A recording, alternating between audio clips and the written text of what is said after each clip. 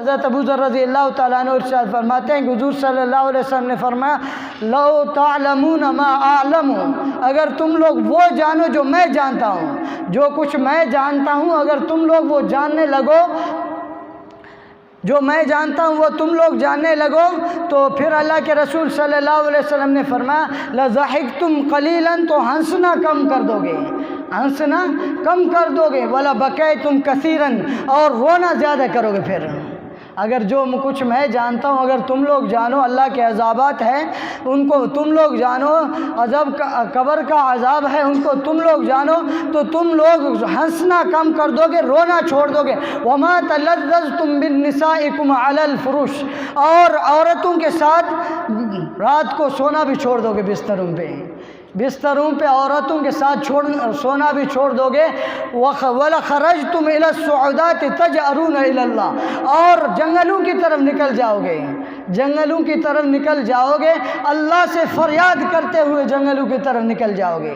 اللہ سے فریاد کرتے ہوئے اپنے تو گناہوں کے فریاد کر کے اللہ کے سامنے جنگلوں کی طرف نکل جاؤ گے، شہروں کو چھوڑ دو گے۔ اللہ کے رسول صلی اللہ علیہ وسلم نے فرمایا، پھر آگے اللہ کے رسول صلی اللہ علیہ وسلم نے فرمایا لَوَدِدْتُ أَنِّي كُنْتُ شَجَرَةً تُعْضَدُ،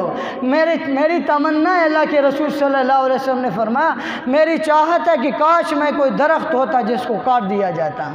کاش میں کوئی درخت ہوتا جس کو کاٹ دیا جاتا، نہ آخرت میں مجھ سے نہ کوئی مطالبہ ہوتا، نہ میری زندگی کے بارے میں مجھ سے سوال ہوتا۔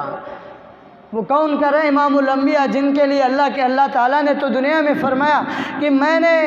اللہ تعالیٰ نے ہر نبی کو کوئی نہ کوئی خصلت دی، لیکن اپنے محبوب کو اللہ تعالیٰ نے فرمایا میں نے آپ کے سارے گناہوں کو معاف کر دیا۔ باقی انبیاء علیہ السلام اللہ سے دعا کر رہے ہیں اللہ ہمارے خطاؤں کو معاف فرما، لیکن اپنے محبوب کو حضور صلی اللہ علیہ وسلم فرما رہے ہیں میں نے آپ کے سارے گناہ اگرچہ بالفرض ہوں پھر بھی میں نے سارے گناہ تیرے معاف کر دیے، تمہارے اوپر تو کوئی گناہ نہیں ہے، اگر ہو پھر بھی میں نے معاف کر دیا۔ تو وہ فرما رہے ہیں کہ اگر میرا دل چاہتا ہے، میری تمنا ہے کہ کاش میں کوئی درخت ہوتا جس کو کاٹ دیا جاتا۔